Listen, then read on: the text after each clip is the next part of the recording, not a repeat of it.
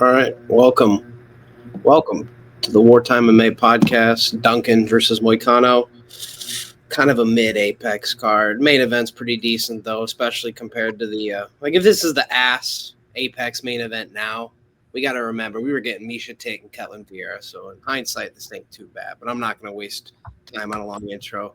Getting into the early prelim opener, one re-debut and one debuting guy, Dakota Hope versus Kai Kamaka the third, coming in from PFL and Bellator after being in the UFC.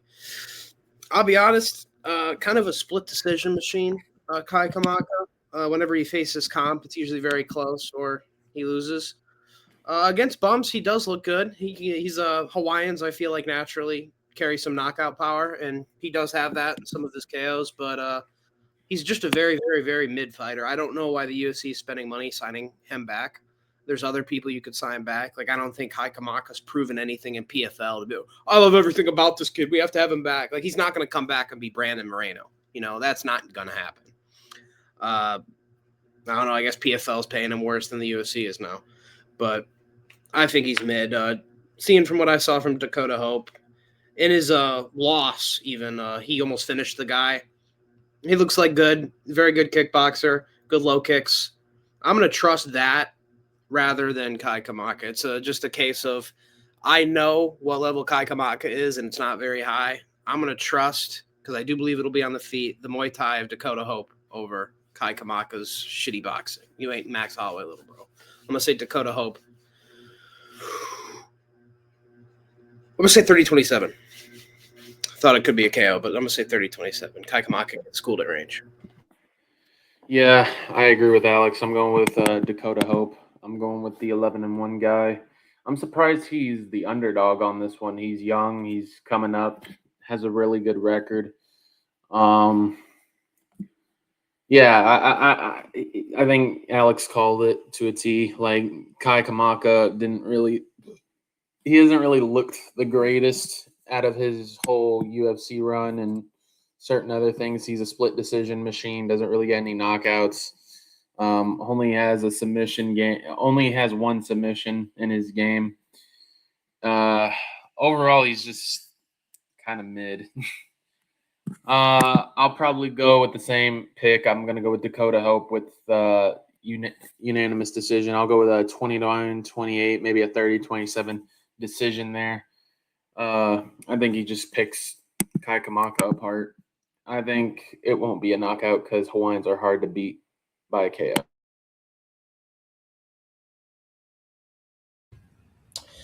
Opening fight of this fight night in the Apex, Kai Kamaka making his UFC return, going up against a UFC debutant in Dakota Hope. I actually watched a little bit of tape on Dakota Hope, mainly just his one loss with the 11-1 record. 29 years old, Hurricane. Hope I'm pronouncing that nickname correctly. But from what I understand, he's training actually in Thailand, so he seems to have like a Muay Thai base. In his one career loss, it was a 5-round decision on the regional scene. And this guy's been in multiple 5-round fights. After watching some tape with like Alex, we found that out, and I like to hear things like that. Even regardless of the level of competition, I kind of want to know that you have a gas tank that's at least been past 15 minutes, regardless of the pace of the fight. But in this decision loss, he was going against a regional scene fighter named Bosnick, I think it was. He was like this journeyman. He was kind of staying in Dakota's face and pressuring him and like using good head movement. His record isn't that good, but he's never been knocked out in his career. Now he's going up against Kai Kamaka, who 17-7, been around the block, had a UFC stint. This is his second. This is his return. I know conventional wisdom would say the experience, he's earned his way back to the top of like this promotion and things of that nature. But I'm going to go with Mike and Alex on this one. I'm going to gamble. I'm going to I like what Alex said. I stand by his statement. We kind of have seen Kai Kamaka, and could he have made improvements? Sure. Could he have improved like in facets and areas that he wasn't really particularly great at when he was originally in the UFC? For sure. But I kind of know what he is. I'm going to gamble on the unknown. I think Dakota Hope is going to have the more powerful shots. I think he's going to have more confidence in his durability compared to Kamaka, who I understand is Hawaiian and they're usually tough and durable, but he has been finished before. Dakota Hope only lost a 5-round decision. And that guy, like, his boxing wasn't bad in that fight if you go watch it. Kamaka, could he be better than Bosnick? Maybe, but I don't think he's as durable. Bosnick's never been knocked out. Kamaka has been. I'm going to go with the Dakota Hope decision. I just think he does everything a little bit better. I think he gets takedowns if he needs to. I think he lands power shots more visibly in the eyes of the judges. Could there be a scenario where he gets out volumed and output? Maybe, but even in that scenario, I think he would have landed the harder shots. So I'm going to go with the more powerful shots, the more damaging shots. I'm going to go with the Dakota Hope decision where he just kind of visibly is doing the bigger things in the fight, getting the bigger reactions. I'm going to go with the Dakota Hope upset decision win in his UFC debut. Make it a clean sweep. Moving on to our next fight of the card, first female fight of the card as well, Dione Barboza versus Melissa Gatto. Now, I actually like Melissa Gatto a lot for a women's fighter. I've liked her ever since I saw her body kick TKO. I think it was Sajara Eubanks. But very vascular, fights very long for the weight class. Kind of looks like she's on juice, I'm going to be honest. 2 losses. One was against Tracy Cortez, and the other was against Lipsky. And the Lipsky fight was a split decision, and the Tracy Cortez fight was also close, despite Cortez clearly winning. But, for losses, those aren't too bad to have. She's 29, where if you're a woman, honestly, it's kind of like heavyweight or like the higher weight classes when you get to women's divisions, because they just seem to be more often 34, 35, 36 in these women weight classes. You don't have super successful prospects in the women's divisions. Most of the top girls are in their mid-30s. And Dione Barboza kind of fits that model, 33 years old, almost 34. Great grappler. Honestly, okay on the feet as well. But I like the mitigation of takedowns from Gatto. I like how she can keep it at range. I like how she pops the jab and teep, works the calf.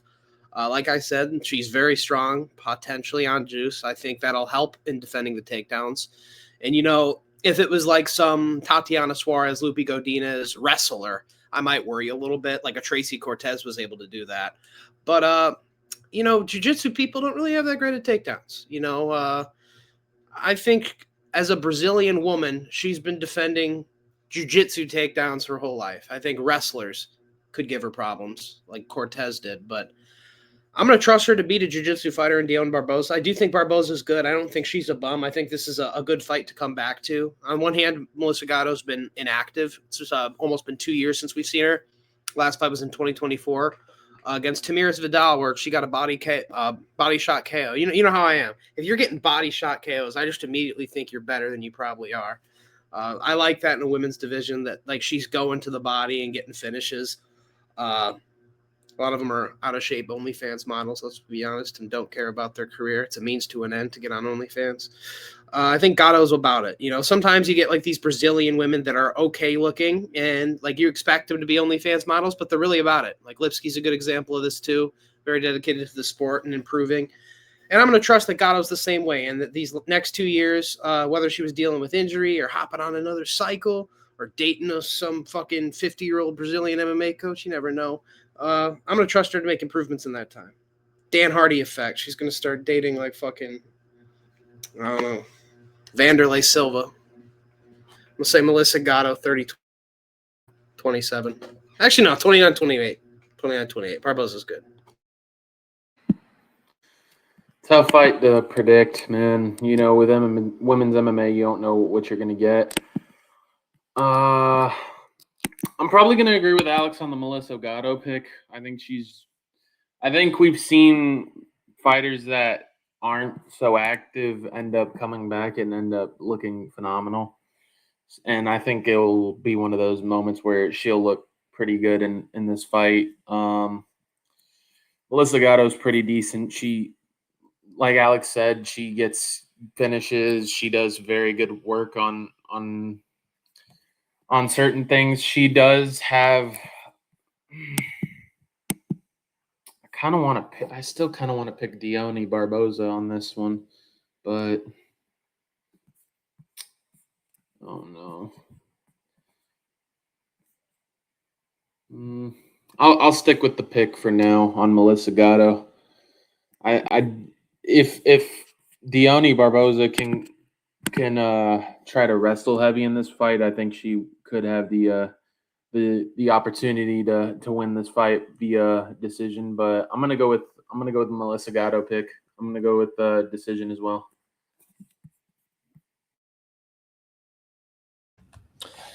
Tough fight in the women's flyweight division, I believe. Yes, yeah, the women's flyweight division between these two Brazilians. It's a tough fight. You know, I can understand Mike like not having a definitive decision in this one. I completely get it. Melissa Gatto's been away, I want to say, for nearly 2 years now. Her 2 losses aren't bad, like Alex alluded to. Ariane Lipski, who you look at her record and you think not good, but I'm telling you, like, she's improved a lot. Like her 17 or 18-11 record now, coming off that win in PFL, like she's an above average striker, and that was a split. And then the other one's Tracy Cortez, who in her own right is a good contender at flyweight, who can wrestle. So those aren't bad losses. As for Dione Barboza, you can make the same case. You look at her 4 career losses. It's Karine Silva in a fight that a lot of people felt like she should have won. Miranda Maverick. Jenna Bishop, who's pretty decent in PFL, they fought in LFA, and Josiane Nunez, who at the coming into the UFC was like a bantamweight kind of knockout artist, so to speak. But then she came down to flyweight and got knocked out by Priscilla Cachoeira. So that one isn't aging as well, I suppose. It's a tough fight. I think, activity, experience, I would favor Dione Barboza. They both have fought relatively similar amount of fights. Melissa Gatto's like 9-2-2, and Dione Barboza like 8-4. You really could make the case she should have won her last fight against Karine Silva.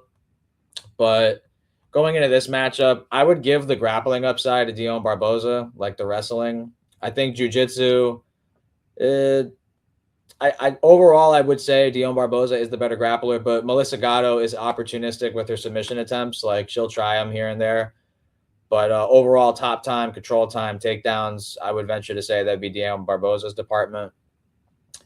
Gatto's losing close fights to Cortez and Lipski, who I do think are better strikers than Dione Barboza. I am of that belief. I think Cortez got better boxing, and I think Lipski got better just range management, kickboxing in general.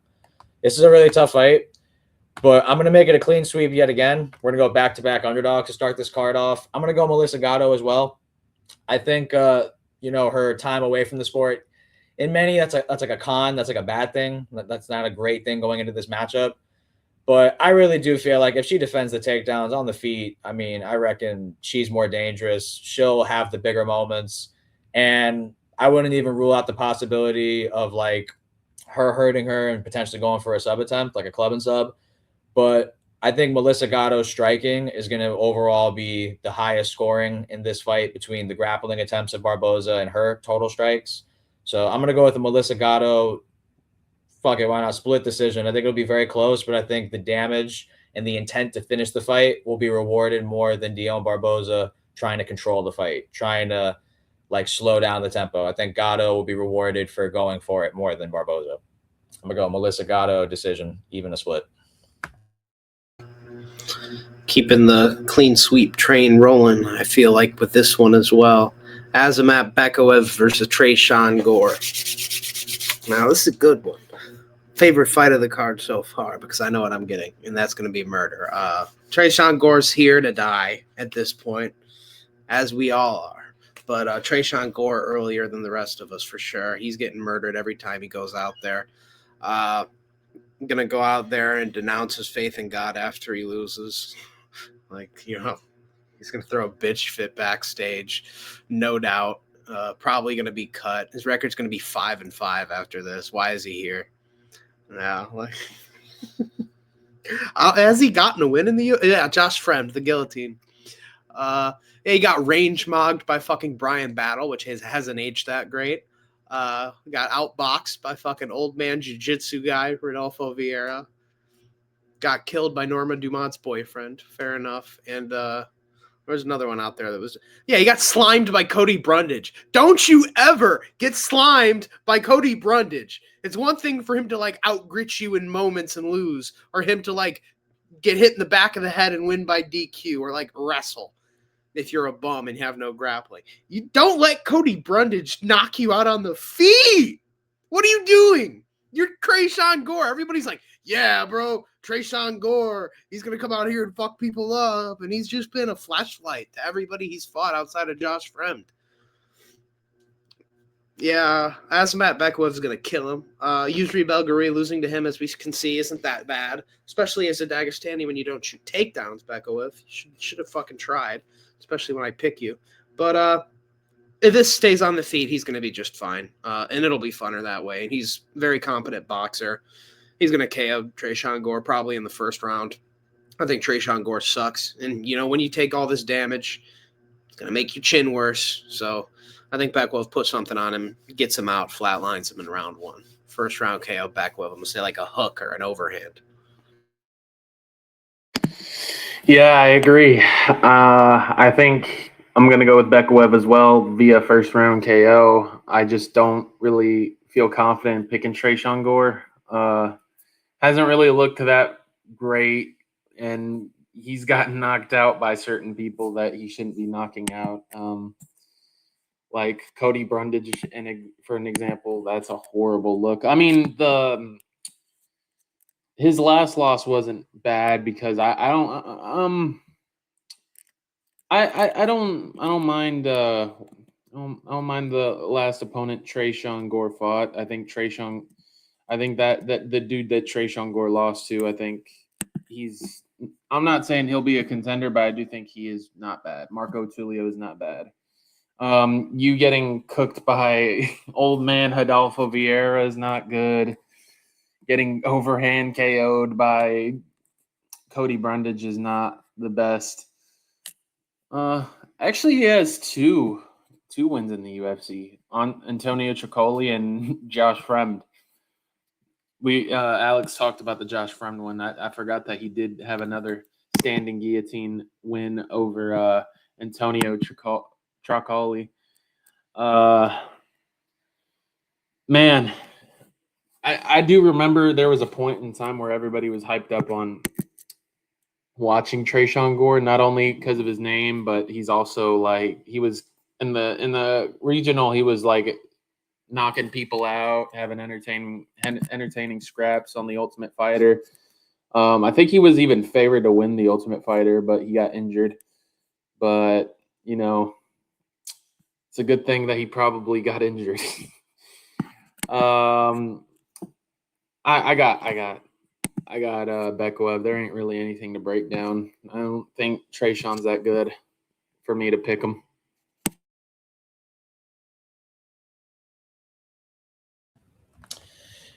Yeah. Tough outing for Trayshawn Gore. That's all can be said. He's been kind of fed to the wolves, so to speak, in the middleweight division. I'm going to go with Azamat Bekov as well. Spoiler alert. Make it a clean sweep. Coming off the Yusri Belgari loss, felt like he didn't wrestle as much as he should have or could have in that fight, but nonetheless, the Yusri Belgari loss is aging very well. He seems to be a surging contender in the middleweight division in his own right.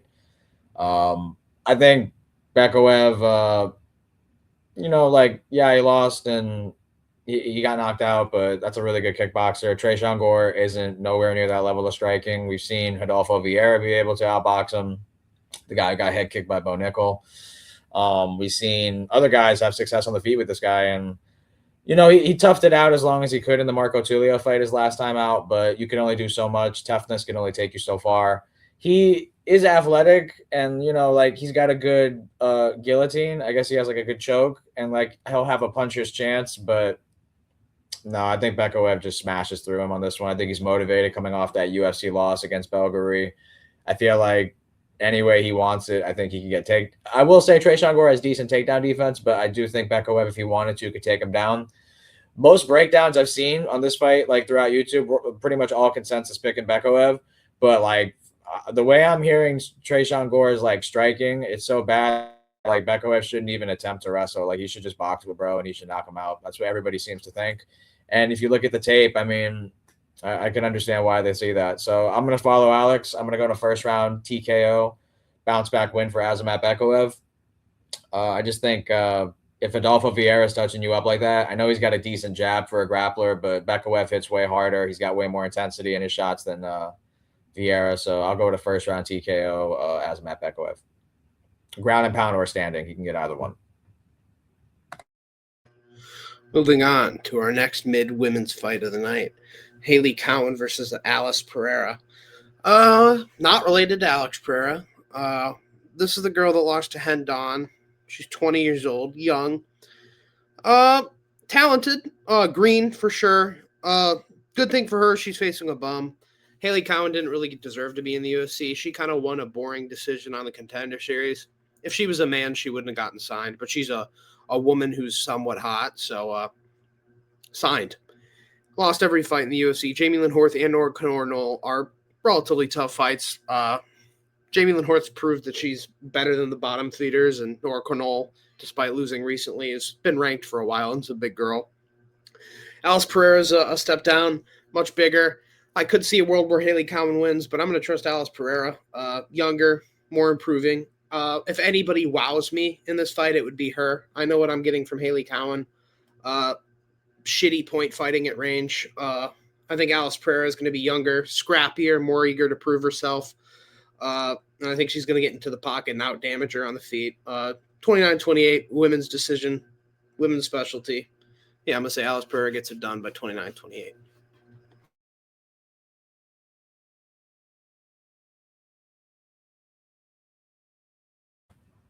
I think Mike's camera might be frozen. Oh, no, he's good. Okay, I'll take over on this one, and Mike can go after me. Yeah, I'm going to piggyback off what Alex said. I'm going to go with Alice Pereira as well. I think he said everything that needed to be said. I think we kind of know what Haley Cowan is. Significant fucking age advantage in favor of Alice Pereira in this one. Damn near like a 13, 14-year age gap, if I'm not mistaken. I want to say Haley Cowan's like 33, 34. Alice Pereira is like 20. She just turned 20. She's super green. Alex is also right about that. There's some vulnerability in terms of experience, in terms of adversity as well. But I think Haley Cowan ain't gonna have the right approach in this fight. I feel like she needs to wrestle. She needs to kind of do what Rendon was trying to do. But even though she lost a split as a favorite, Alice showed me decent takedown defense. She didn't get ragdolled on the ground. I like that. And I feel like if they fight at range, that's going to play into Alice's game. And I think that, like Alex said, Alice has the potential to be the more dynamic fighter here, especially if it's at the feet at range. I feel like that's going to be her ballpark. I could see the straight shots coming through for Pereira. Wouldn't rule out a TKO opportunity, but ultimately I am going to go with an Alice Pereira decision where she's able to just show improvements overall in her confidence, her willingness to go forward. I feel like in that last fight, 100% the UFC jitters came into play. Bright lights, UFC debut, you're 19 years old, going up against, I want to say Rendon at the time only had, wasn't Rendon undefeated, I think, in that fight? That was right before the Bia Mosquito fight. She's either 7-1 or 7-2, but she had a pretty decent record. That was definitely her toughest opponent up to date. That was just a tough situation for Alice where even then where I thought it was tough and she lost, it was a split. So I reckon she'll get it done here. Wouldn't rule out a TKO, but I will go with Alice Pereira decision, where her striking is valued more highly than Haley Cowan's activity overall in the striking and grappling. Yeah, I agree. I got Alice Pereira. I think, like Tony said, I think it was, being young in the big leagues, that's going to be tough to keep your composure and stuff. So I think she needed that loss to help her get better, maybe help her gain some confidence in herself, help her probably be like, okay, I finally stepped into the cage for the first time ever. Now I know what I'm capable of. Plus, this is going to be on the Apex, so she's not going to feel the effects of millions of people cheering and stuff. You know what I mean?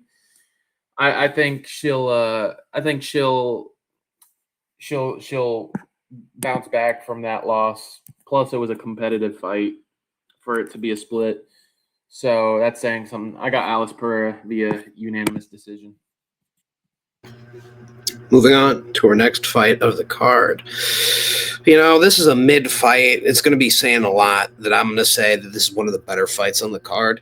Both guys, I think, were cut and got re-signed, or both should be cut. I felt like they were both cut. Lando Venata versus Darius Flowers. I'm almost certain Darius Flowers was cut at one point, but they're back. Lando Venata's shit. He's old. At one point, he was scrappy and decent, but not anymore. Got subbed with his pants down. That was the end of his career right there. What's his name? Fucking Darius Flowers just sucks. He's just like I shit you not. Like, you remember back in the day, like when Bobby Green was in Strikeforce, they described his fighting style as hood. That is how Darius Flowers like fights. Like, he really, you know what I mean? Like he swings bombs, he emotes. He's a fun fighter to watch. He doesn't go for a takedown unless it's a fucking huge slam. So Darius Flowers is entertainment. That's probably why they kept him. And Lando Venata historically is as well. On paper, this should be a fun fight between two bums. Nobody will ever do anything outside of maybe win this fight, but, should be okay. Lando Venata has reached higher heights, fought better people. I think he's a little bit more technical on the feet. Darius Flowers kind of swings like a tard. Does have a lot of power, but I don't really remember Lando Venata getting chinned recently. I remember there was like that, I think it was he got like brutalized into a Darce choke by Tony. He got subbed another couple times, but I can't remember a time Lando Venata's been chinned off the top of my head. And if Darius Flowers can't do that, I think he loses for sure. I think Lando Venata's tough. He's going to be able to just kind of outpoint him and be the better striker, the more experienced guy. That being said, he's older, maybe a little bit frail. His Contender Series win, Darius Flowers, he actually picked up like an Armenian or a Georgian dude and like damn near like tombstone pile drived him, and he like drove his shoulder into the mat and it dislocated his shoulder. I don't think that's what he was trying to do. He was just trying to do a slam, but he injured the dude with the slam and got a Contender Series contract, UFC contract off of it. So maybe he could do that to another older guy, an old guy like Lando Venata who's been through the wars. But barring acts of God like that, I think Lando Venata's still the just more technical, better fighter who's been at a UFC level. Whether he's at now, he was at one point. I don't think Darius Flowers ever has been. I'm going to say Lando Venata. I think Darius Flowers will gas. I'm going to say third round TKO Venata. An exhaustion TKO. Tough fight to predict. I will go with Lando Venata, though. I just think he's tougher, fought and more experienced, better fighters. The one loss that is like making me like iffy on is like he did get choked out by Charles Jourdain, and he made Charles Jourdain look like a future contender in the making. That is pretty bad. That was the one where Alex said that he got caught with his pants down, literally. That's quite unfortunate, but Lando Venata, despite his record, despite like the losses, he's not bad. He's not that bad. He's not that bad of a fighter. Is he like a future in the making? No, but he is that one vet that will still fight no matter what. He'll dog it out. I think he had some successful moment. I think he had a successful moment against Tony, but then Tony Ferguson in his prime did what he did, what he always done in his win streak. Darce choked the dude. Like, for having a moment against that Tony Ferguson is pretty impressive. I want to say he dropped him. I don't know if he did, but I could be wrong. I'm gonna go with Lando Venata via unanimous decision. I think he'll have a moment where he gets hurt, and then Darius Flowers gets tired, and Lando Venata has a huge comeback in the second and third, and we'll go from there. It's hard to predict this fight because you don't know what you're gonna get from these two, but both bums. So what you gonna get? What you expect? I do got Lando Venata though. I think he is the slightly better fighter out of this fight. I'll go 29-28 decision. This is a tough fight in the lightweight division. 12-7-2. Lando Venata coming off a 3-year hiatus, going up against 12-8, and I think Darius has a draw. He might. Let me see. 12-7-2 going up against 12-8-1. I mean, yeah, like these guys have virtually the same record. Lando's coming off a 3-year hiatus. I want to say Darius is coming off a 2-year hiatus. So both these guys have been kind of inactive. I will say Darius is 3 years younger than Lando. Lando at a UFC level is more proven. I will give him that. He at least has like a win in the UFC. Darius Flowers has yet to get a win in the UFC. He's 0-3. Granted, he is going up against Jake Matthews, Michael Johnson, Evan Elder, who I reckon at the very least would give Lando Venata adversity, all three of those fighters. Maybe not beat him, but definitely give him a fight. Lando's never been knocked out. He is durable in that regard. Out of his 7 losses, there are 5 decisions, 2 submissions. For Darius, it's crazy. This dude has a Renzo Gracie tattoo on his chest, and like his jiu-jitsu is fucking terrible. It's like ridiculously bad. He has 1 submission win, 6 sub losses. Like this guy can't grapple, it seems. Lando himself has 5 subs, so I think Alex said it best. I think given because of the experience and durability, if this fight goes the distance, I kind of even despite the 3-year hiatus, I kind of have to lean Venata because I forget what one of his 3 fights. Darius, I swear to God, like the first round started and then like it felt like 3 minutes in, like he just looked fucking gassed out of his mind. Like he looked so tired. I think Lando's got better cardio. He's never been knocked out. He's the better grappler, just off the sheer like submission losses, I imagine. I do think if one of them is going to wrestle, it would be Darius Flowers. I see him having more power. I see him having more explosiveness. Whereas in like the minutes that nothing's happening, I think Venata will be better. The better footwork, the better IQ, better range management. It's a tough fight because a lot of those things that Lando needs to execute, time away from the cage will kind of dwindle those things and the ability to be elusive, the ability to avoid those big shots and stay ahead on the points. It's a really tough fight, but I feel like if you're picking Darius, you kind of have to pick him by knockout because unless you think that he can out wrestle Venata for like 2 out of 3 rounds, because I don't think he can outstrike him for 2 out of 3 rounds. Given his gas tank history, it's not great. I would have picked Darius Flowers if he just fought like fairly recently, but he hasn't. And like that was the one kind of angle I was kind of playing into. I was playing into Venata's older. Venata hasn't fought in 3 years. So I reckon that he's not going to be prepared for someone who's been in the cage as active as he could, but he's on a 2-year hiatus himself. Both these guys aren't great, but I'm going to go with the guy who at least has a win in the UFC. I'm going to make it a clean sweep. I'm going to go Lando Venata by decision. I could see a late submission. I do think power wrestling, at least early on for sure, will be Darius Flowers. But as this fight progresses, I think his gas tank is going to be taxed. I think he's going to be more fatigued, more exhausted as this fight goes on, and Venata will be doing his groovy thing, doing those heel kicks, doing kicks, staying at range, staying active. Close fight, but yeah, I'll go Lando Venata decision. I feel like Flowers has to be the first guy to knock out Venata in his career for him to lose this fight, and that's hard for me to pick, given the inactivity. So I'm gonna go Venata decision. Moving on to our next fight on the card. Alessandro Costa versus Stuart Nickel. Now, this is pretty tough to call just because Alessandro Costa has been looking like shit lately. Getting KO'd by Amir Albazi is terrible. I don't know how you let that happen as a professional fighter. And the Alden Korea fight, he was losing, but I'm going to give him a break because he did injure his ankle in that fight. Steve Erceg isn't aging well either. Mid Diego Lopez ab boxer for flyweight, which makes him even worse. At least Lopez is 2 weight classes up. That being said, Stuart Nickel is pretty fucking bad too. Stuart Nickel is a submission artist with no hands, no urgency in trying to win either.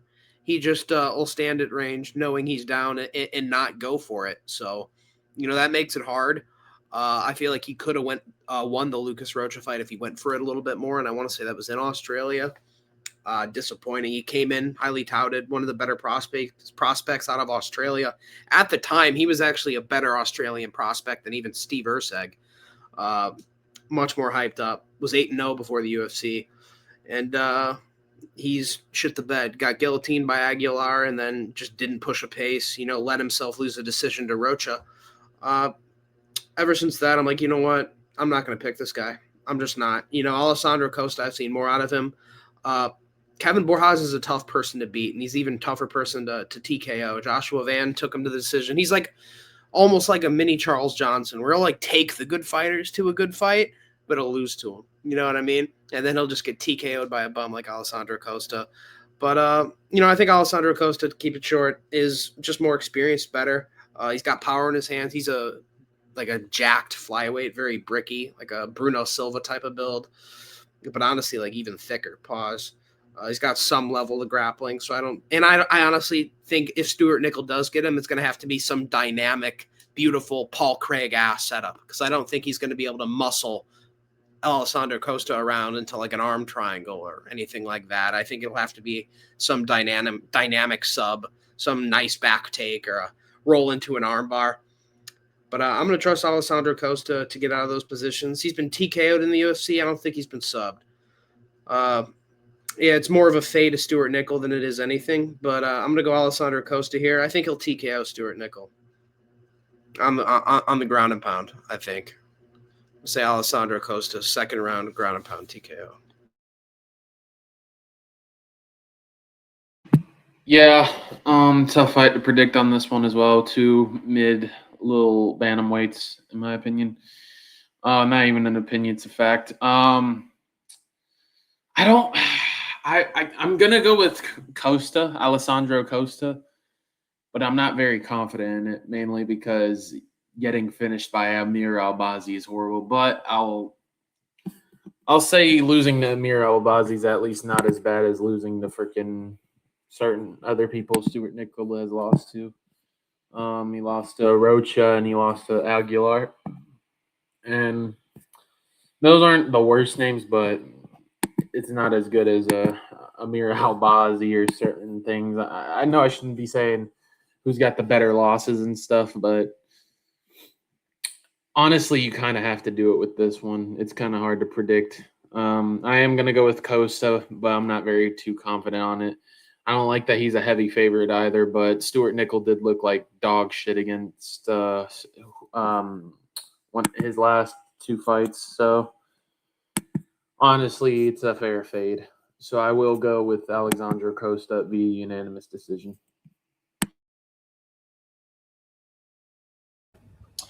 Interesting fight here in the flyweight division. Stuart Nickel, 0-2 in the UFC, coming off of a lackluster debut, and then he followed it up with an even more lackluster performance against Lucas Rocha. Aguilar and Rocha ain't bad losses, but like Rocha on the feet, like he's small and he kind of bullied fucking Nickel on the feet, dude. Like Nickel, he can grapple, I suppose. That's his thing. He can grapple. His striking's nothing to brag home about, dude. Like he got nothing on power shots. Like he don't have enough to earn respect. If Lucas Rocha is walking him down like that, like I have a problem with that in this matchup. Alessandro Costa, I've been fairly high on him, but like, he's had his speed bumps in the UFC. The Korea fight wasn't a great, look, but like he got his like leg stuck in the cage or something that like affected and that led to that TKO. I think it was more so of an injury than like him getting like fucked up and TKO'd. He was losing the fight. Don't get me wrong. He was clearly losing the fight to Korea, but like I feel like that was an injury TKO more than an actual KO. Amir Albazi KO loss. That's bad. That's never a great look. But Amir Albazi, I mean, he's just a better fighter than Stuart Nickel. Yeah, like his losses aren't that bad. I just feel like on the feet, it's Costa, barring an injury, knock on wood. Barring like another leg injury, I mean, I feel like pretty confident in saying that he should be able to hold his own on the feet. Borjas is definitely better than Nickel on the feet from what I saw in that Rocha fight. If Nickel can't grapple, I see problems. And Costa's been knocked out, and I think he's lost a decision or two in his career, but he ain't ever been subbed. 6-0 to the sub. I trust in his grappling awareness. I like that he's been training with someone like an Alexa Grasso and a Diego Lopez, mainly Alexa Grasso. I'm not too big on Diego Lopez, but I like her boxing. I feel like training with her, it's going to, sharpen him up. I think on the feet, this is him all day. I'm going with Alex. What'd you say, Alex? Second round TKO? Yeah, make it a double for me on that. I'll go Alessandro Costa, second round TKO. He needs a win. He needs it bad. And Stuart Nickel had a promising, career in on the regional scene, but this is a different level in the UFC. And I just think Costa, this is like a fight that, like, not to mention, in most of Costa's fights, he's usually the smaller guy. Like, the size is like, there's no advantage here for anybody. So I like that even more for him. Like I said, barring an injury, I think Costa has this all day. So give me second round TKO, Alessandro Costa. Moving on to a heavyweight slop fight. Thomas Peterson versus Guilherme Pat. Now, I'm probably going to wind up fading Guilherme Pat in the future. Today will not be that day. But it's also an opportunity for him to prove me wrong because intangibles are great. He's got like an 80-inch reach. He's 6'5". He's huge for the weight class. He's athletic, which you straight up don't find at heavyweight anymore. Most of them look like Thomas Peterson, who's fat and out of shape. He's like fucking Peter Griffin out there, like dead ass. He looks like Peter Griffin. Like he's bad. He's got grappling that he just sucks at implementing. American wrestlers, if they aren't coming in with like championships and gold medals, they are ass at the sport they decided to be professional at. Thomas Peterson's a good example of this. Fat, no hands, mid wrestling, no submission game really outside of a key lock and like a Kimura, Americana, that type of stuff. I'm going to trust Guilherme Pat here. He's a big guy, like I said. I think he'll be able to defend the takedowns. He's undefeated. I'm pretty sure. I think he's 6-0. He did have a stinky fight in his debut against, I almost said Luke Fernandez, fucking Fry, Dan Fry or whatever his fucking name is, Jeff Fry. That's neither of those are his name. Alan Fry. A stinky fight. I'm going to say UFC jitters. Big guy, tall, long. You have those intangibles. Athletic guys fuck Tom Peterson up. So he should be no different, even if he's ass. I think it'll take a little bit longer to get his groove, but after he realizes he's got a fucking victim in front of him, he'll get it done. I'm going to say second round KO, Guilherme Pat. For some reason, I could see like a fucking Anderson Silva front kick. I don't think he'd throw that, so I'm going to say straight down the middle. But I don't know why I see an Anderson Silva front kick. I'm going to say Guilherme Pat KO. Yeah, I got Guilherme Pat as well. Was his first fight not good? No, it wasn't good for his standpoint. But the person that he went to a close decision with didn't look horrible. Alan Fry Jr. He looked pretty good. That guy, Alan Fry. He was also undefeated at that time, so it was kind of someone's always got to go type of situation. And thankfully for Guilherme Pat, he got it. Was it a good performance from him? No, absolutely not. I'll take something out of Tony's book. I do agree with the UFC jitters thing. He has helped me out, open my eyes on that stuff. Like the UFC jitters is a thing, and I think I'll be willing to give him that pass on the UFC jitters stuff. He didn't look too great in that, and this fight, Alan Fry Jr. is way better than Thomas Peterson.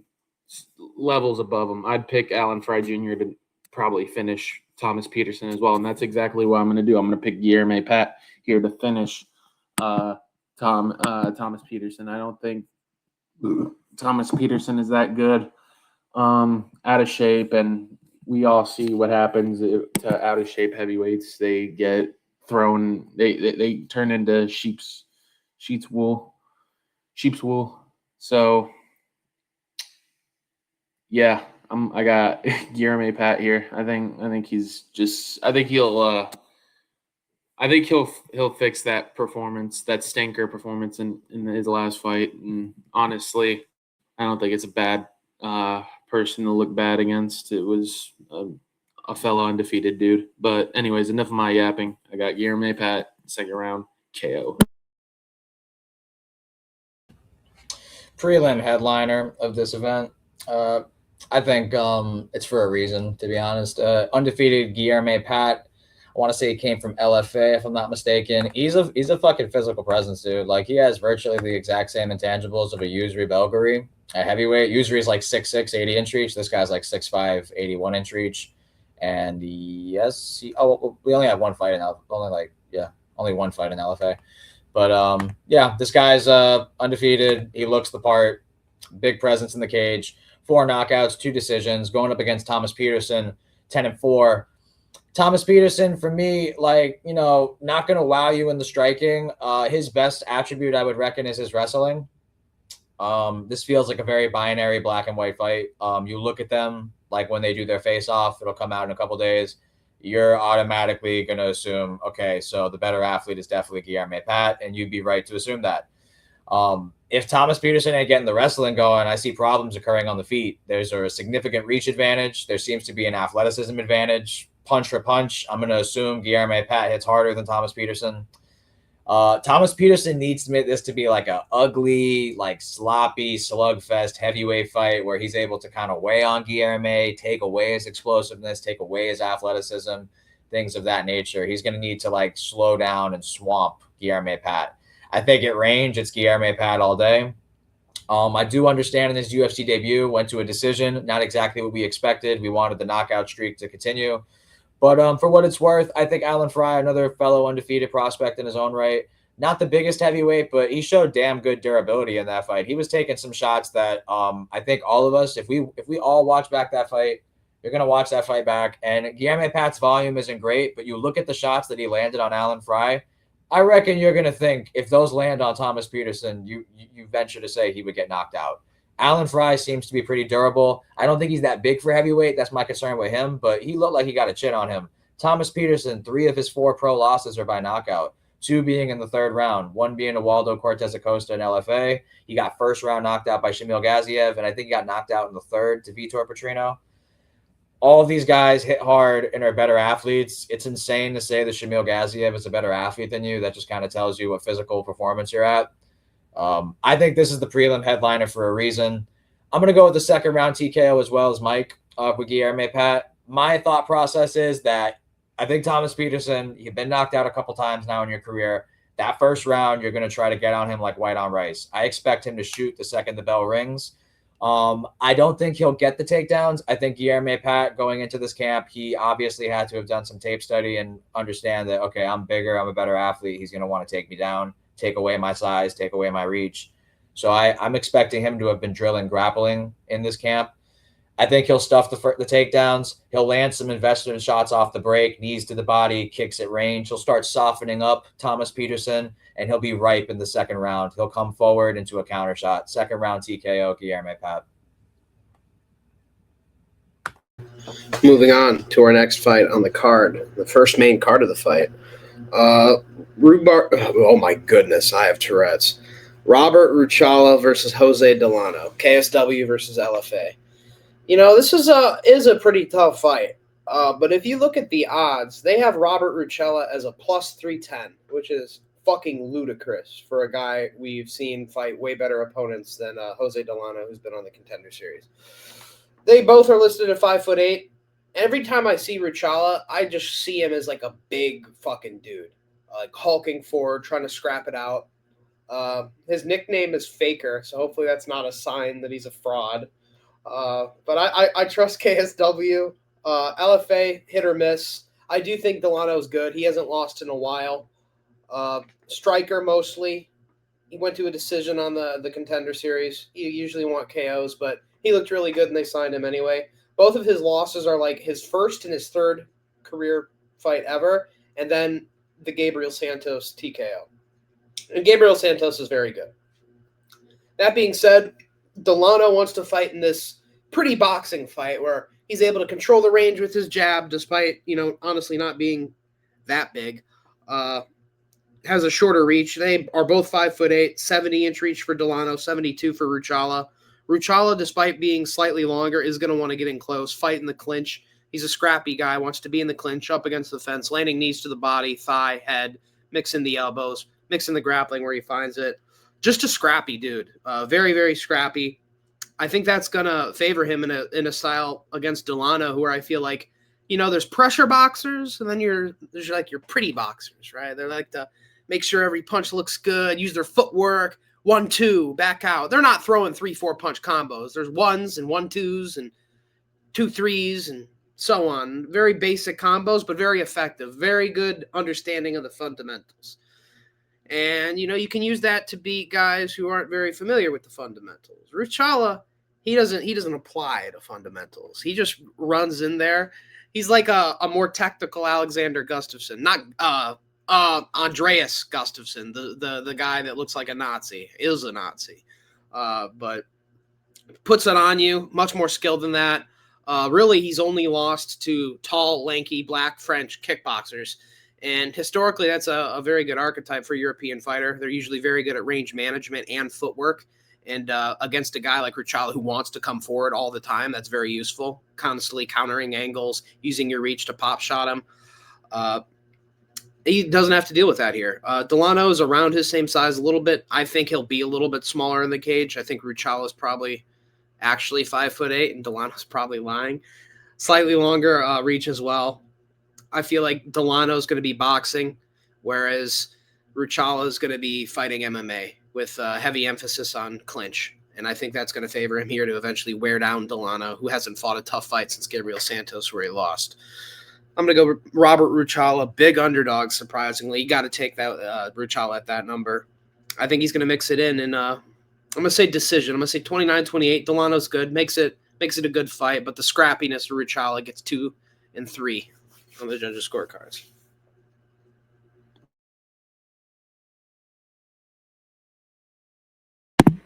Tony, how about you? You go. I'm still iffy on my pick. I don't think he's here. I think he's doing something. Oh, snap.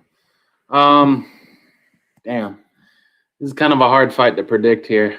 Let me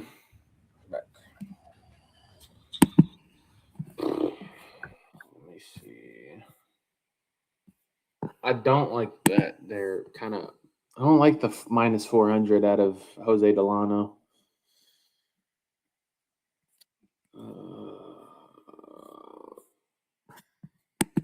Damn. Yeah, Tony, you go. Gotcha. Yeah. Let me get myself right real quick.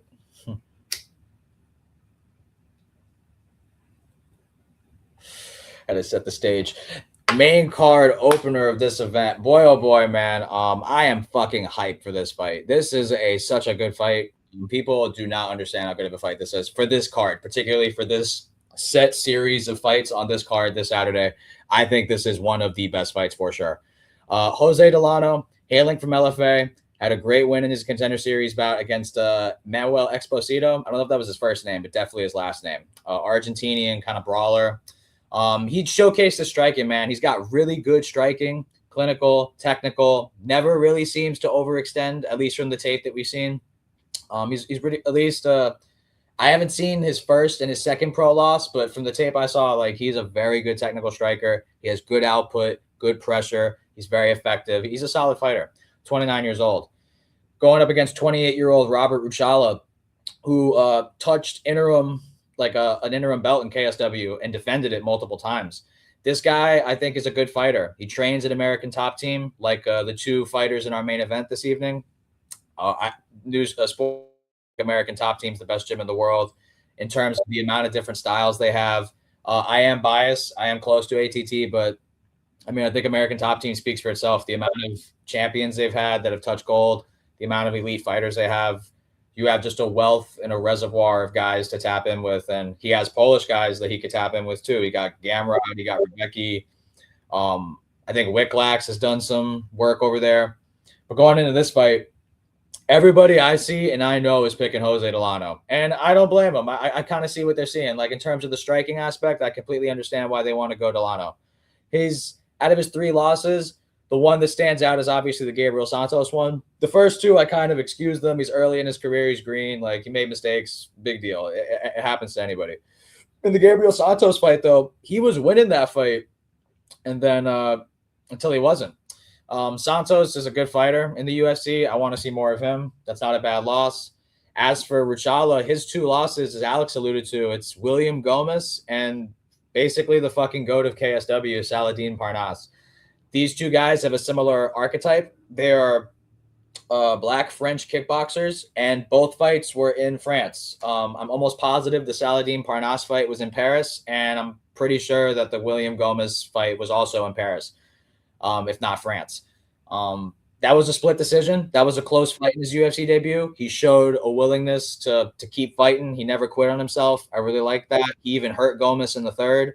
That was a close fight. And if he wins that fight, he wins his UFC debut, and he's got a 12-1 record. Now he's 11-2 going up against 16-3. This is a really good fight. But I'm going to go with the dog shot on Robert Rachala, man. The only thing I don't like about this guy is his nickname, the Faker. Outside of that, I like everything I see. I see a guy who is willing to compete on the feet. Obviously, I would give the advantage to Delano on the striking, his output, his technique, maybe even his power. I reckon you every facet of striking, you can give an advantage to Delano. But I really do believe in what Alex said in terms of he tries to almost keep it too technical. Rachala ain't going for none of that. He's a very unorthodox striker. He uses his striking to set up his grappling. He just uses the striking to close entries and get in close for those clinch exchanges and things like that. I just think Rachala is going to do a lot of weird things that Delano isn't like prepared for. I think a lot of the fighters Delano fought were kind of traditional, conventional, dare I say even one-dimensional. I feel like Rachala is a multi-dimensional fighter. He can attack different ways in the fight. He can get gritty in the clinch. He could compete with kicks at range. His boxing isn't good, but it's not terrible. Like he could throw a good a punch in the pocket. I just think the grappling is going to be the story in this fight. I don't think Delano has really fought a high-level grappler to the level of a Rachala. If Rachala was able to get the takedowns going earlier in the Gomez fight, I think he wins that. But even then, I don't mind if you say Delano's a better striker than Gomez, but the way Gomez fights, it's way more frustrating. He's like literally trying to like score some points, get ahead, skirt around, like end of the round. Like he's trying. That's a very tough style to fight.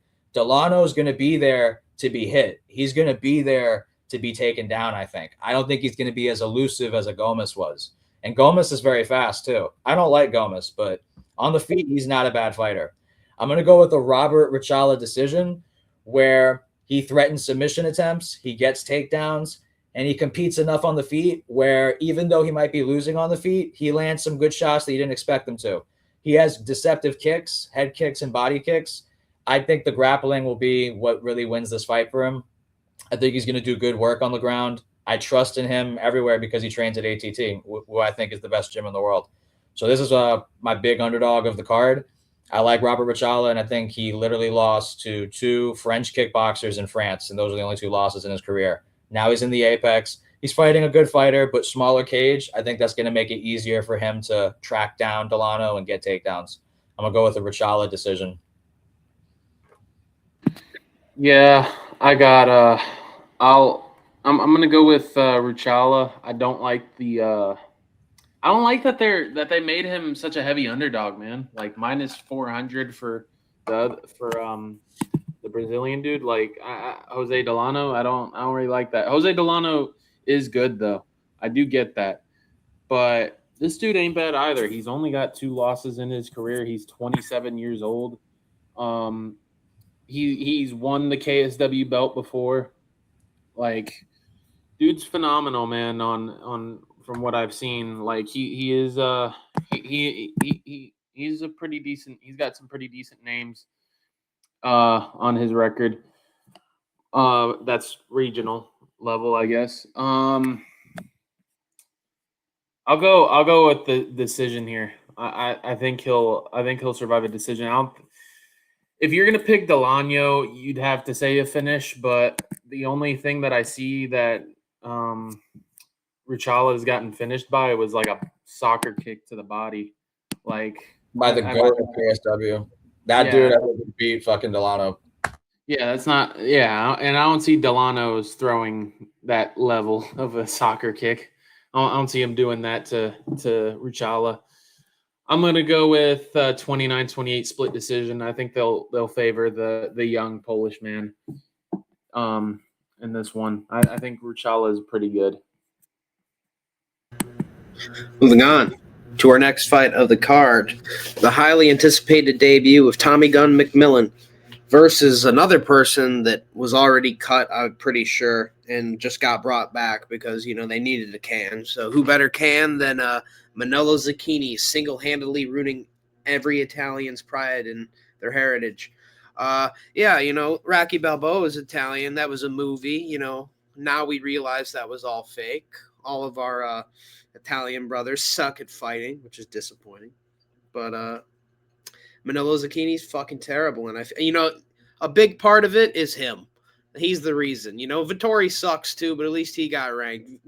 Manolo Zucchini just got sodomized and Morgan Charrier, and we're like, yeah, no, this is the new standard of ass.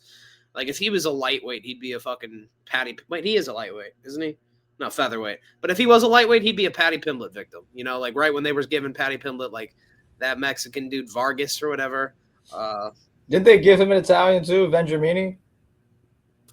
He was Brazilian, but he has an Italian name. He's like one of those Italian style Brazilians, like Petrino. Yeah.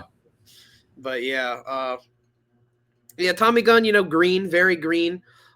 If you are going to be in this green coming into the UFC, I'd prefer you be around like early 20s. He's 28. Being at featherweight, being that green at 28, you're going to have to make a lot of rapid improvements in the course of like 2 years. I'm not sure how much I believe in Tommy McMillan to make a real run. That being said, I do like him. I think he's a fun personality and a fun fighter, and I always invite that into the sport. People like that is what makes the UFC different. It makes it a different level of fun compared to boxing. These guys aren't businessmen. They're actual savages. They're actual scrappers, and Tommy McMillan's like that, and I do think he wins this fight. But we have to address that the reason he's going to win this fight is because he's facing a layup bum. I do think Tommy McMillan will probably win past this point, but I do believe he'll have trouble with these guys who are technical. He doesn't strike me as a technical guy, kind of a brawler, runs forward, gets hit, is much more willing to eat one, to give one. I want to say he mixed into grappling a little bit in his fight, but to be fair, the guy he fought, Magoyam, is actually pretty good. Friends of Armin Strukin, training partner. He just got out scrapped, and if Tommy McMillan can continue to do that in the UFC, hey, I'm all happy for him. It'll make for great fights. In this fight, I definitely got him winning by first round murder. If he doesn't, it's going to look bad. So that's the thing with these fights. Like, you're supposed to just kill this guy and look like a god. If you don't, people are going to call you a fraud. Well, I don't think he's a fraud. I do want to say right away, I don't think he'll be too much. He's too old to be as green as he is. But against a fight like this, he will look very, very fun. And he's going to, just scrap with him until he goes down in probably a couple minutes. I'm going to say first round, KO, McMillan. A scrap. Manolo Zucchini's retarded, so he's going to oblige in the scrap and scrap with McMillan, and he's going to go down. McMillan, first round KO, left hook. Good fight in the featherweight division. I like Tommy McMillan. I'm not going to lie to you. I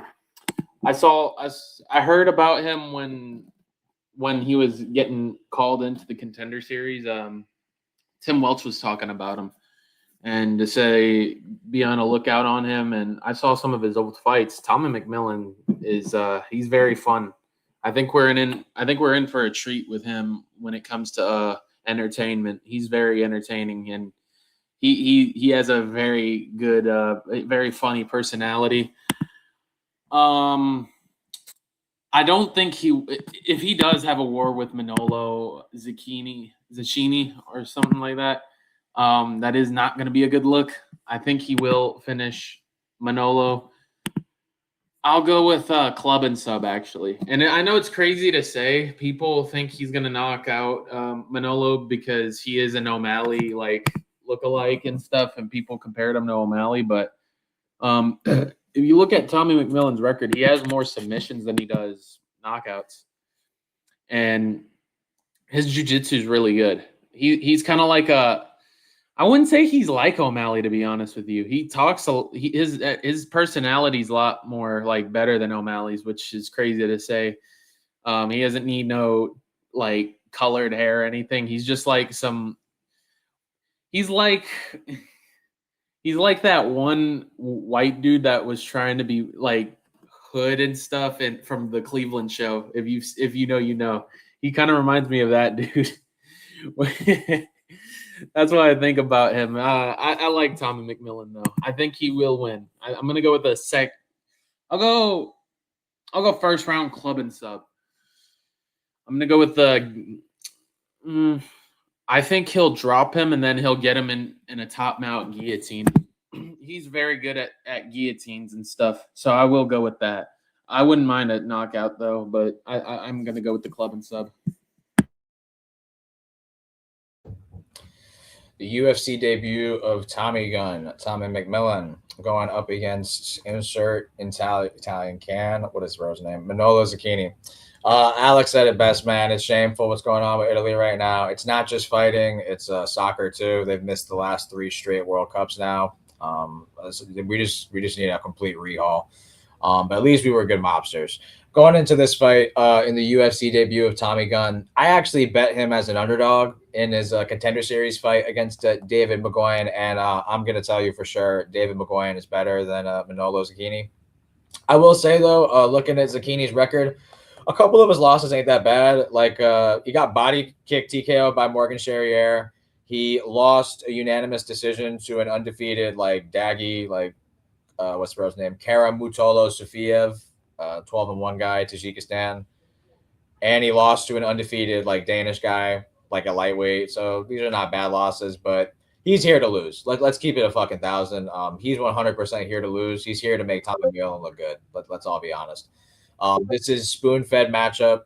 They want Tommy to hit. He is older, even though he is more green, like Alex said, being on 28, but still only having so many pro fights. They want to fast track him. Not a fast track, but give him matchups that he can stack up and get wins. What I like about him is that he trains with O'Malley and them, but he is definitely more willing to grapple. He is way more willing to wrestle.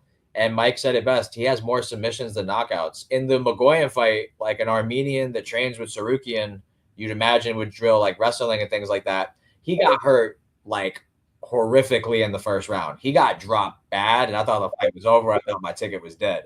But Tommy showed me he got fight. He got hurt so bad in the first round and then proceeded to mix in takedowns and volume rounds 2 and 3. I liked what I saw. I saw someone that's going to fight for he's not going to quit on himself. He's well-rounded. His striking defense definitely needs work, and I agree with what Alex said. The higher he goes, there's guys that will be able to exploit those vulnerabilities, but this is not the guy. This is a layup. It's just a matter of how does he get it done? Is it by knockout? Is it by submission? I'm actually going to lean with Mike. I'm going to go by submission. I think club and sub is valid, but I could also just see McMillan just shooting and getting them down real early. I think the reason why there's maybe more of a boldness to him than an O'Malley, more of a confidence to him than an O'Malley, is because the wrestling. I feel like him, he's obviously not the striker O'Malley is, but him being able to wrestle and grapple gives him the confidence he could talk and whatever he wants because he feels like he can compete in every area of a fight. Could he get exposed down the line? Maybe, but this is 100% not the guy to do it. So I'm going to go with Mike. I'm going to go first round submission for Tommy Gunn. I could see a club and sub where he drops him and then takes his back. I could also see him just getting him down and manhandling him early. I think there is a significant grappling edge in this fight. Yeah, I'm going to go first round submission Tommy Gunn. He gets it done. Moving on to our next fight of the card. One of the tougher fights to call on this card. Rafael Esteban moving up for his bantamweight debut against Ethan Ewing. Now, Ethan Ewing beat Malcolm Wellmaker. Jesus Christ. That was a depressing fight. I think we learned more about Wellmaker in that fight than we did Ewing by a long shot. Ewing showed that he was well-rounded. He could box, and he could expose somebody. And shout out to him. People that get exposed, usually put together a win streak or are hyped for some reason or another. So he was able to beat somebody in Wellmaker who was able to beat a lot of other people. So I do credit that despite, it showing more about Wellmaker than him. That being said, second UFC fight, Esteban, we've kind of seen Esteban have struggles more than Wellmaker before that fight. Going into that fight, Wellmaker was just winning every fight effortlessly, barely getting touched. Whereas, we've seen the problem with Esteban's game a couple times now. At flyweight, he pushes a very hard pace for 2 rounds. At the end of the second round, he's gassed, and he loses the third round because he's gassed. Bigger guy, misses weight at flyweight. I'm going to trust his gas tank will be better here just because he has to cut less weight. lighter man skill comes into play a little bit, but I do feel like that diminishes when you get down to bantamweight and flyweight. I think you can even argue bantamweights are more skilled. I think Ewing, his frame, shorter, stockier, that is a great takedown defending build. That being said, thing is with guys that have a style like Estevam is they don't stop. And we've seen some of the best wrestlers in our era, not to say Estevam's like that, but be pressure wrestlers. Merab made a whole career at bantamweight about doing it. It's not about shooting one takedown and holding him down for 5 minutes each round. It's about shooting a bunch. And Estevam does that very well. The problem with that is his cardio. He fights like he is Merab, but he gasses out in the third. I'm going to trust that he has better cardio in this fight than he does at flyweight, just because he's going to bantamweight. He's not facing somebody huge for bantamweight. He's facing somebody a little bit more his size, shorter. I want to say he might even be taller. I think Ewing's 5'6" and Estevam's 5'7". Ewing's probably going to look bigger, look stronger, wider. But I don't think Estevam will be able to get him down very easily. I think Ewing's going to be able to keep it on the feet and get the scraps where he needs them. That being said, I think that's going to further push Estevam to shoot even more and more and more and more and make it this gritty, cage-grinding, just cardio battle where he just shoots over and over and over and over again. Will he gas after that? I'm going to say yeah, probably. That being said, I do think he'll have enough to win the first 2 rounds against Ewing. It's a tough fight. Ewing can win. I would not lay any money down here, but I just don't know enough about him. I've seen Estevam beat quality fighters at flyweight. He was actually even ranked 1 point before he kept missing weight. But I'm going to go Rafael Estevam winning this fight. 29-28, first 2 rounds. Here we go. Ethan Ewing had a good, shocking win against Malcolm Wellmaker. My issue with him is like, yeah, it was a good performance, but I wasn't really too like high on the performance. I'm not going to sit here and say everybody was hyping him up, but I'm just saying like, I wasn't like, I think it was just more like Malcolm Wellmaker wasn't as good as we thought he was. I think he was just trying too hard to look for that one shot the whole time during that fight. He kept spamming the same hook over and over and got predictable and just had Ethan Ewing beating him up via points and stuff. Shout out to Ethan Ewing, though, on that performance. Do I think Ethan Ewing is legit? Not really. I think it was just that it is one of those moments where, like, the can that was supposed to be a can didn't actually look like a can, if you know what I'm trying to say. Like, the person that we thought was going to be this up-and-coming talent wasn't as good as we all thought he would be.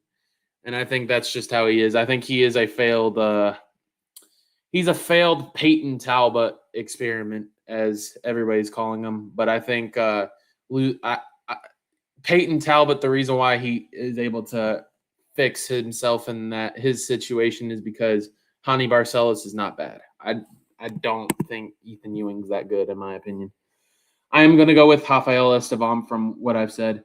Do I think it could be competitive? Probably. I do think Ethan Ewing is good when he is like not the best looking fighter in the world. I do think he would look good in that type of perspective, but I don't really trust Ethan Ewing in a pick here. Normally when somebody like that has a very good moment in their debut like that against a big name, they end up losing. And I think this will be a moment. I will go with a 29-28 Rafael Estevam decision win. He could finish Ethan Ewing, but I don't know. I don't really favor it too highly. Like, to be honest, I'd just any bettors out there, just watch it as a fan. Don't bet on that fight. I think this will be an entertaining scrap for sure. Probably the most polarizing fight of the card outside of the main event. It's up there. We are in the bantamweight division where we have Ethan Ewing, who took away the hype of formerly undefeated. I just lost his name. Malcolm Wellmaker. I forgot it. That's how quick he took the hype. Malcolm Wellmaker killed me on like a 7-leg parlay. I had Malcolm Wellmaker minus 650. can't beat a guy on 48-hour short notice. Props to Ethan Ewing. He did look like the better striker in that fight. That was no fluke. He got that shit done. Like he was landing the better shots. He, outside of getting hurt to the body a couple times, that was a really good performance from Ethan Ewing.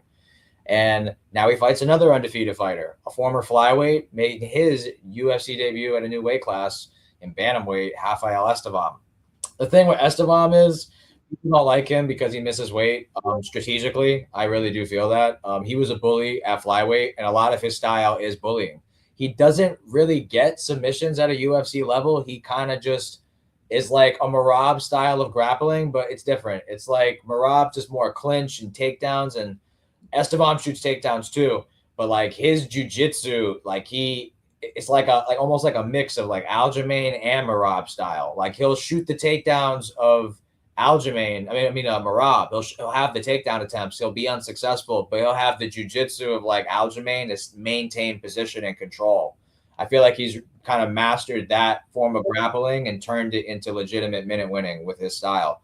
A lot of that, like I said, though, is him bullying these flyweights. He's bigger than these guys. He misses weight in these fights. And even though he's getting it done with this style, in that third round, it's sweaty, like the Charles Johnson fight. There were literal moments where Johnson's just poking at him up against the fence and he's doing nothing. He has no response. I do think the gap in the grappling is legit, but there's also a gap on the feet. I think the volume, the output. Ewing is a bantamweight who fought Wellmaker at a catchweight of 145. Estevam's a flyweight, making his move up to bantamweight. I feel like Ewing's the true bantamweight. I do think the weight of not cut being as severe from flyweight will help Estevam's gas tank. I think Estevam wins round one. I think he gets the grappling going because Ewing has a submission loss and a decision loss in his career. And in that decision fight, he did get taken down a couple times. I do think the guy that he was fighting had good striking and was able to mix in takedowns, and it was unexpected. This fight, it's like similar to last fight for Ewing. He's fighting a specialist. He fought a knockout artist striker in Malcolm Wellmaker who was undefeated. Now he's fighting an undefeated grappler in Estevam.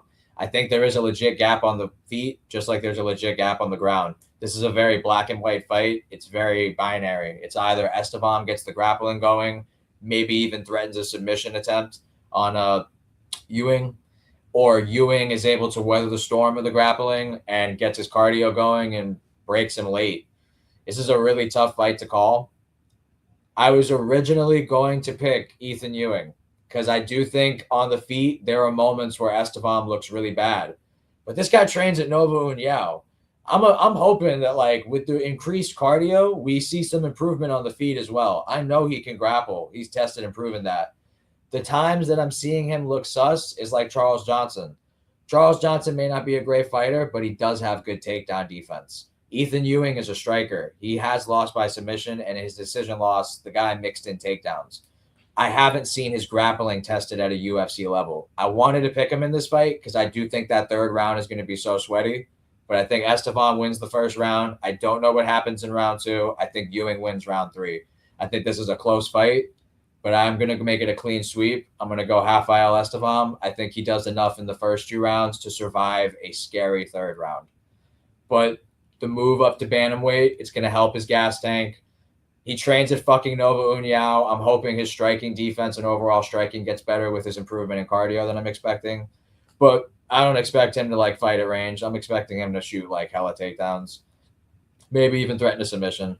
I'll go with a Rafael Estevam decision win, where his grappling is viewed as more valuable than the strikes Ewing would be landing.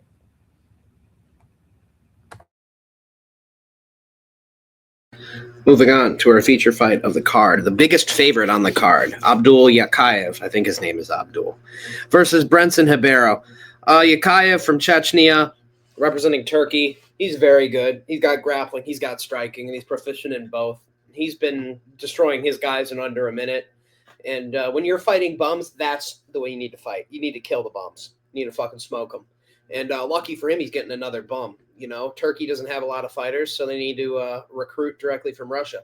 So that's what's going on here. But regardless of the case, Turkey, you have one. Ebo Aslan, throw that trash to the side. Fucking send it to Gaza. You know, Ebo Aslan they got to make him represent another country. Turkey can't be disgraced. The Ottomans can't be disgraced like that. They'd rather hire a Chechen. And he's really good. He's going to kill Brenton Nabarro in the first round. Nabarro's got reach that he doesn't use. I feel like he's actually been more of a submission threat in the UFC than a knockout threat, which is funny. Trash. Trash, powerful. I mean, Ribeiro sucks, and Yakayev is really good. It's there's a reason he's minus 1,400, and there's a reason Ribeiro's plus 725. Ass versus great. Yakayev's great. He's going to win by first round KO, probably in the first minute again. Head kick or flying knee, something brutal. Yeah, I got Yakayev as well. I think Yakayev is I think he's legit. He's a legit prospect in the light heavyweight division. Brenton Nabarro is trash, and I'm gonna go with the Yakayev pick here. I think Yakayev is I think he's the next one up. I like everything about him, style wise. For a person in his sentiment with the EV in his name, there's known to be boring, but he gets finishes, and I think he doesn't have a decision. No, he's only been to one decision. Wow, that's actually insane. I'll go with the Yakayev by. Let me see something real quick. I'll go Yakayev by TKO. I could see submission happening, but I'm not gonna fully put my eggs in that basket just yet. I got Yakayev though winning. He's been looking very phenomenal in his rise into the UFC.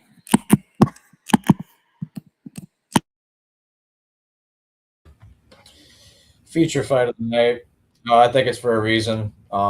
There's a gap here. 8-0.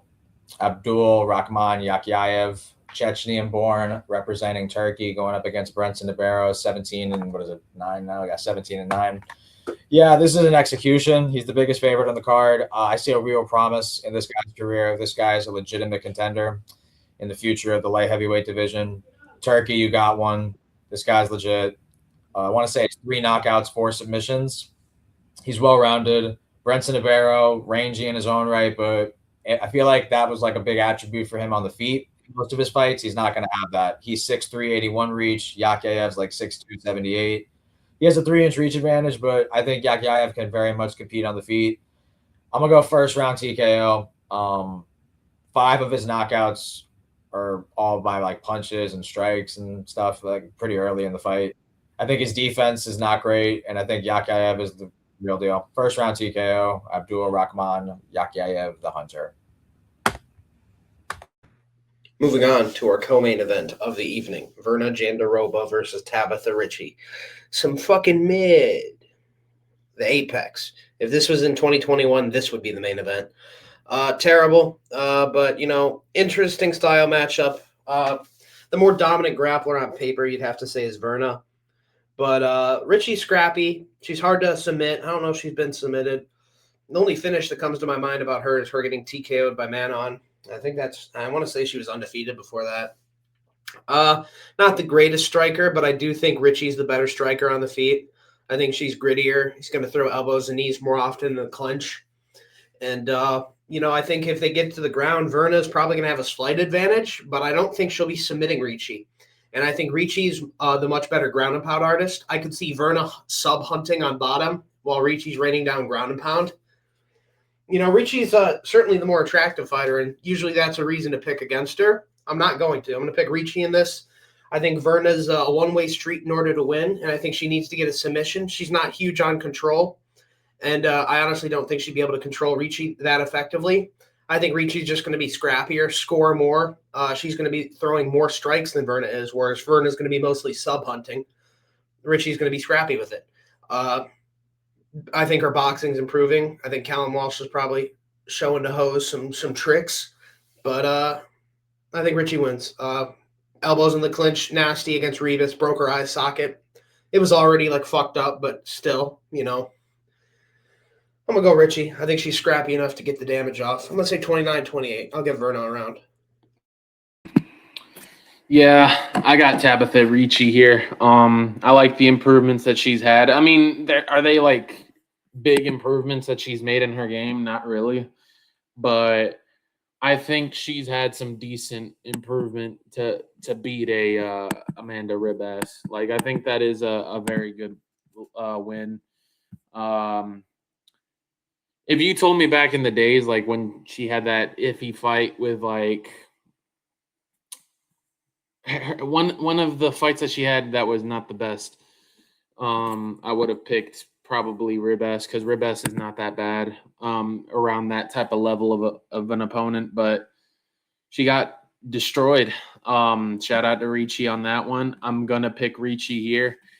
I just am not impressed with Verna Jandiroba's hands or her like. She allows to get damage going. Like she allows some of these women to get damage in, and with a woman like Tabitha Ricci, damage will be for sure a big factor in here. They will say, screw the minute winning option. We will go with Verna's face is messed up already. I mean, it was already not the best to begin with, but you know, Tabitha made it look even worse, look like a Picasso painting. So I'll go with Tabitha Ricci here via 29-28 decision off damage. It should look like I want to pick Verna, but I don't. I was not impressed by the Dern fight, and I think they're trying to get more of that better looking women to start winning fights more. So I'm gonna go with Tabitha Ricci here, and I do like the improvements that she's been making. So I'm gonna go with Tabitha Ricci, 29-28 unanimous decision. Co-main event of the evening in the strawweight division, Verna Jandiroba coming off of a title loss against Mackenzie Dern. Tabitha Ricci coming off of I want to say her first pro knockout win in the UFC against Amanda Ribas. 12-3 Ricci, 31 years old, going up against 37-year-old, 22-4, I want to say, Jandiroba. Yeah. Jandiroba, she's known for her grappling. She had a really good win streak going into that title fight against Mackenzie Dern. She beat Yao Jianyang. She beat a bunch of good girls. I think she beat Lemos. Yeah, I want to say she beat Lemos. Let me just double check that. I want to say she beat Lemos. Yeah, she beat Lemos by armbar. She beat Lupita Godinez, Marina Rodriguez, Angela Hill. Her striking, though, has always been left a lot to be desired. Mackenzie Dern was able to look pretty effective on the feet. Mackenzie does take chances, and she hits hard for a girl. Like, she does throw, Mackenzie. Like, she is about it. But Tabitha Ricci, I do feel like, is the better striker in this matchup. This feels like a very black and white fight. I feel like if Verna isn't getting the takedowns, isn't getting the grappling going on the feet, I think the activity, the youth, the cardio, I would give to Tabitha Ricci. The one thing I will say, though, on the feet, usually Verna is like the smaller girl in the cage. She's 5'3" with 64 reach. Ricci's I think it's 5'4". Ricci's 5'3" with 61 reach. So she'll kind of be bigger than her. I guess that's an advantage that you can give to Jandiroba. Ricci's never been subbed. Her 3 pro losses are primarily to strikers. She's losing to Manon Fiorot at flyweight by TKO. She's losing to Lupita Godinez in a close fight. She's losing to strikers, Yao Jianyang. Her grappling seems to be okay, and I feel like her build is hard to get submissions on, hence why she's never been subbed. Granted, she's never fought a grappler on Jandiroba's level, although I will say she does have a win over Jillian Robertson, which is a good win. But Jandiroba, I reckon, if she can't get subs, I mean, I don't know how she wins. 15 minutes, I just see Ricci being more active on the feet for sure. If she could defend the takedowns, it's her fight to lose, I feel. So I'm going to go with the Tabitha Ricci decision. Yeah, I just feel like she got better cardio. I feel like she's the better striker. If she defends the takedowns, she very much looks like the favorite in this fight by a wide margin, I feel. I just think Jandiroba has no knockout potential. Her output isn't great. Her defense isn't great. I mean, I'm not trying to be mean, but like her vision, I guess, of her defense isn't great. Like her eyes are like going two different directions. I'm not even trying to be funny. I'm being dead ass. But yeah, I just see Ricci being more active. Tabitha Ricci decision win. Moving on to our main event of the evening. From the early prelim opener to the co-main event, it has been all clean sweeps. I do believe this is where that ends. In the main event, I'm going to be picking Renato Moicano to beat Chris Duncan by submission in the second round. I remember a time not that long ago in 2020, Fiziev KO'd Moicano, and I was like, all right, Moicano is done. I'm going to pick this guy, Jai Herbert, to sauce him up on the feet and shit him and touch him.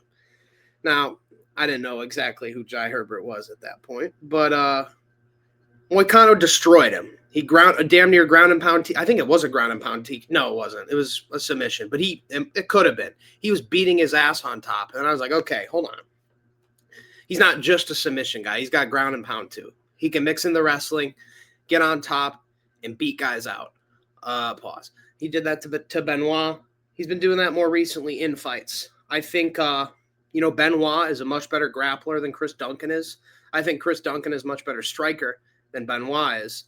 But on the feet, I think both of these guys know each other well. I think in a way that can kind of start to get into like that playful-ish, I know this guy, it's like sparring kind of tendency where these guys know each other, and on the feet, they're probably used to sparring in the gym plenty. And that doesn't mean I don't think Chris Duncan's going to try to take his head off, but I think it's going to be almost too familiar. I think they're going to get set into a pace like, okay, I'm going to fight Moicano the way I fight Moicano in the gym. I'm going to fight Duncan the way I fight Duncan in the gym. And they're going to be a little bit sparish. And honestly, if they fight a little sparish, I think Moicano wins the sparring match. Now, as soon as Duncan says, all right, fuck it, I'm coming in, that's where he's going to have the advantage for sure. I think he definitely has the better hands, more power, probably overall the better striker. That being said, Moicano's fast. He has a tool bag of his own on his feet. He seems to throw up head kicks from weird angles where he can clip people, weird angled hooks he can clip people. He had a very good calf kick and jab in the Cater fight where he outstruck pretty much prime Cater for 3 rounds. I want to say it wasn't even close. I want to say it was like 30-27, just pure domination. Problem with Moicano, chin. Chris Duncan can 100% chin him, and that is what I'm worried about picking Moicano. But, I look at that Moicano-Benoit fight, and I am so happy I picked Moicano because I was like, you know what? Benoit's a good grappler, but he might try to grapple with Moicano, and if he does, Moicano's going to eat him. And, I've trusted Moicano's grappling ever since. Let me down in the Beneil fight, but I knew how good of a grappler Beneil is. I just kind of figured he was so washed that Moicano would chin him. But, he was close. Didn't get it done. Moicano doesn't have that much power in the hands. But I think, if you drop Beneil, you kind of want to keep it on the feet. Let him stand up, get back to it. If you drop Duncan, you're jumping right on top. I honestly haven't thought that highly of Duncan up until recently. It was more about the Rebecki-Vucenic fights where I'm like, okay, this guy's starting to be something. But, he's never fought a grappler at the level of Moicano.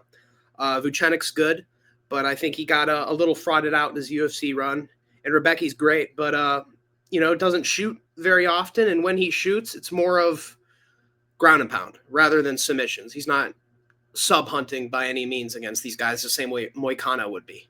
That being said, Moicano's been subbed by a guillotine. Chris Duncan got a nasty guillotine. It's not an impossibility, but I think that would have to be an accident.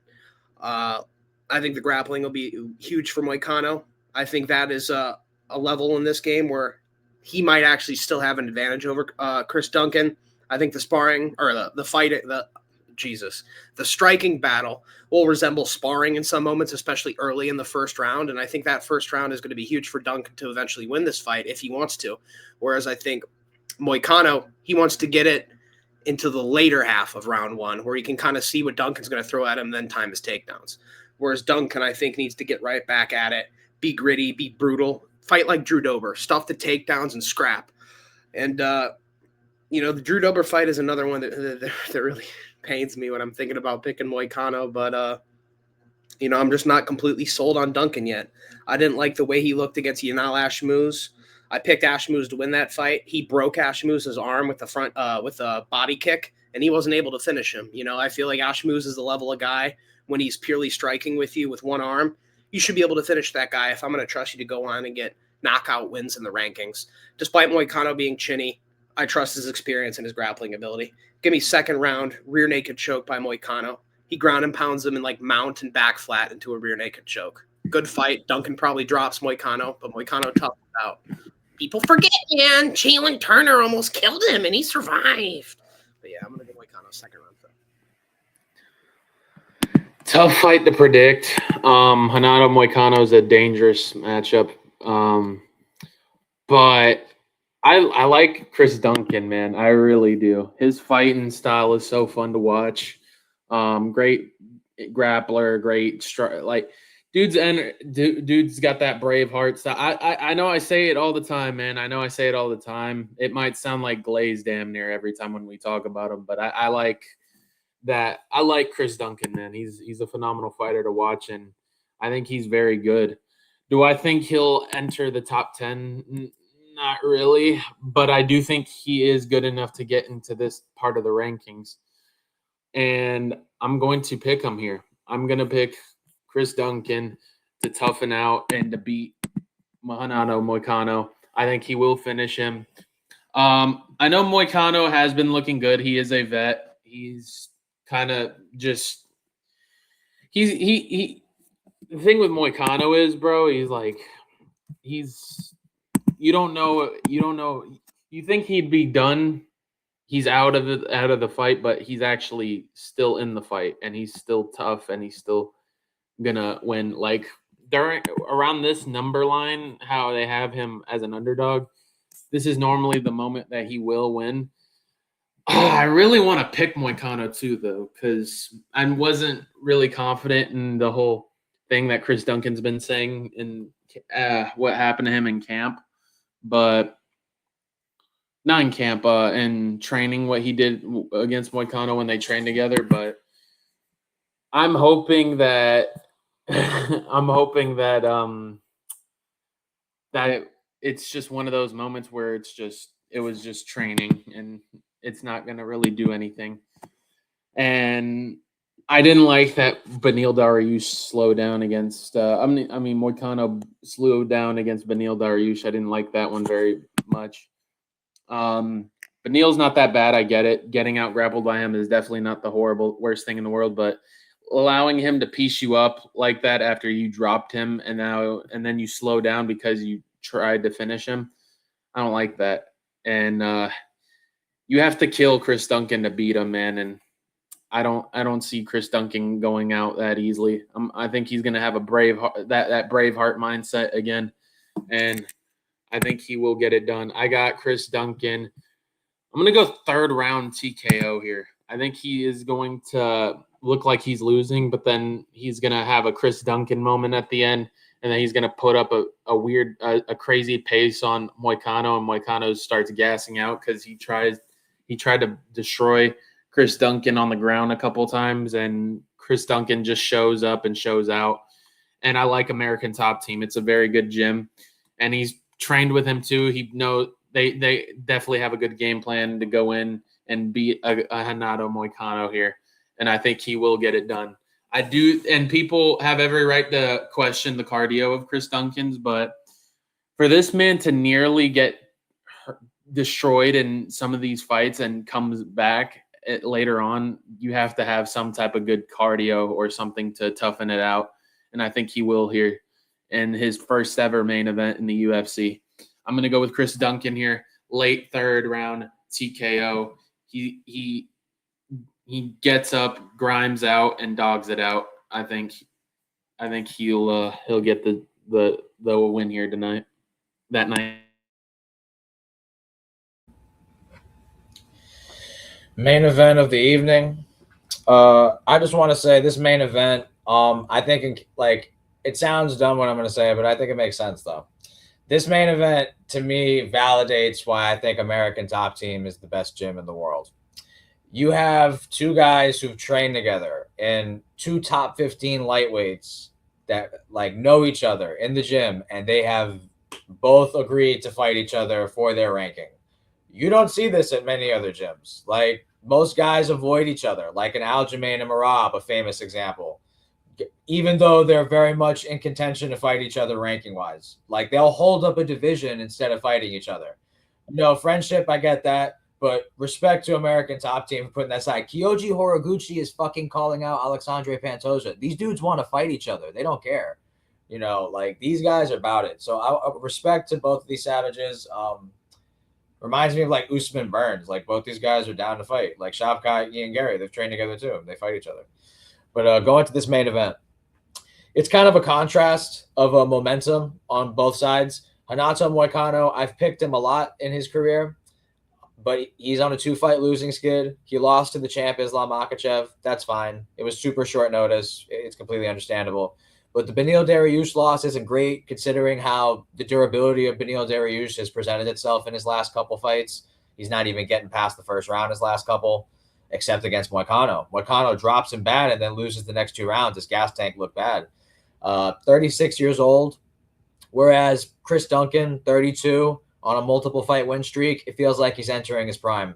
It feels like 2 guys are going 2 different directions. I think Duncan is surging, and I think Moicano is reeling. I can forgive the Islam loss, and Dariush isn't a bad loss, but to have hurt him in the first and then have nothing in the next 2 rounds, it's a bit discouraging as we head into this main event.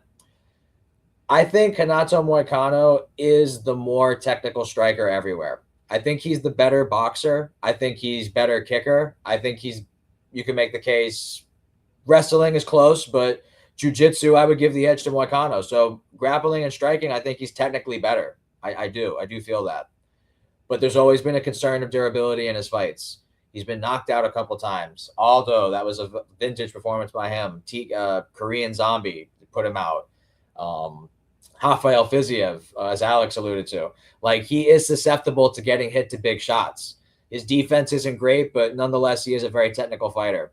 I've picked him in even some of his last current wins. I picked him in the Jalen Turner fight as an underdog. Everybody was on Turner, and I'm not going to lie. Like, Turner definitely could have finished the fight, but for some reason he walked off, but Moicano was able to get the grappling going and was able to overcome that. I picked him as an underdog on the road against BSD. I'll admit, I picked him by like sub, I think. I didn't think he was going to do that to him. So his ground and pound definitely is better than advertised. I picked him against Drew Dober, but that was a tougher fight looking back than what it was. But I've also done the same thing with Chris Duncan. I've picked him in pretty much every fight since the Vucenic fight. That was the fight that kind of put me on a Duncan because I thought Vucenic was going to win that, and I want to say he was the favorite.